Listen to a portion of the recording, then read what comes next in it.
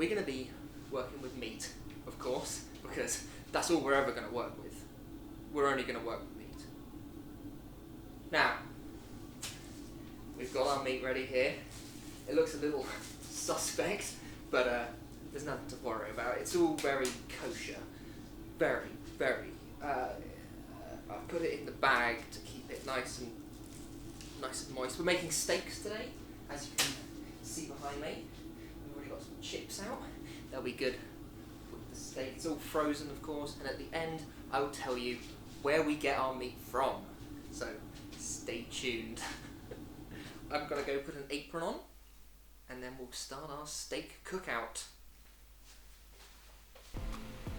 First, you're going to make sure that your surfaces are nice and sterile, because you don't know what kind of germs might be living on that table, and you don't want to get sick before you even start cooking. Just make sure it's nice and wiped down. Then you're going to get a big bit of butter and put it in the pan, and make sure that it covers the entire surface of that pan, and yeah, just rub it in, get it going like that. Next, you're going to want to get your meat out. Oh, look at that meat. It looks so tasty, doesn't it? Now, open that big old bag like that. As you can see, we've got pepper.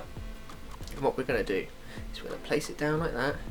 And we're just going to lightly pepper both sides of the meat, making sure that the nice, rich flavour can get right into that flesh, into that muscle, and work it through with your fingers. Next, take your peppered steak and place it in the fried butter that has been cooking away whilst you've been working. Make sure to get all three pieces in nice and tight so that all three pieces cook evenly across their surfaces. Just jiggle them about, make sure they've all got breathing room. Then you're going to put your chips in the oven. Now we're going to prepare the mushrooms. Just take them out of their packaging and making sure that the skin and the stalks are on to keep that nice earthy flavour. Now chop them evenly into nice mushroom looking pieces, and once that has been completed, make sure the blade is sharp, because we're going to need that. We're going to need that later. Take all of the butter that you have left over from your meat pan and just spread it across the back. And the footage for putting the mushrooms in the thing was lost, but just flip over your steaks, making sure that they can cook evenly on both sides. You don't want to get food poisoning. Just check your chips and give them a little shake, making sure that they're cooking evenly.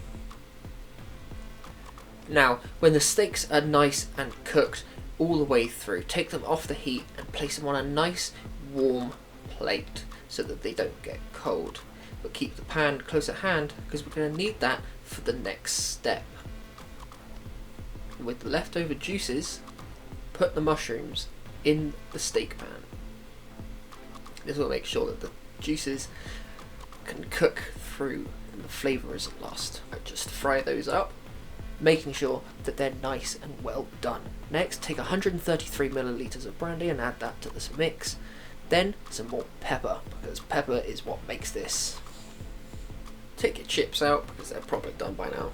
Look at that, we give them a little shake, chuck them on the side. Now we're going to add some cream, just a big old dollop of cream. It's going to make those mushrooms, well, they're going to make them creamy. Give it a mix up, and then when it becomes sort of like that, you're going to want to take that off and make sure that it doesn't overcook. Now take your 3 plates and choose whichever steak you want.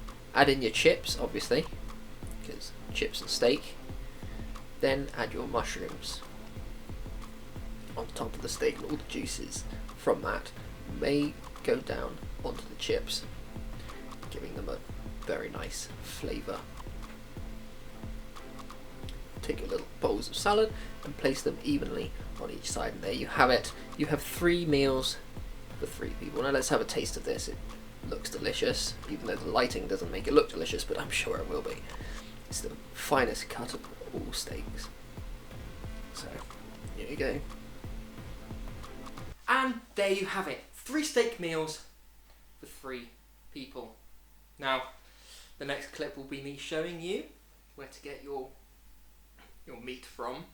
So, be prepared, because it's a doozy.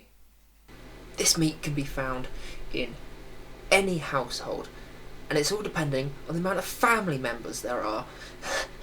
And the steaks from this episode were used from a different specimen, but this one will be used next time, and I'll be using their calf muscles. So stay tuned.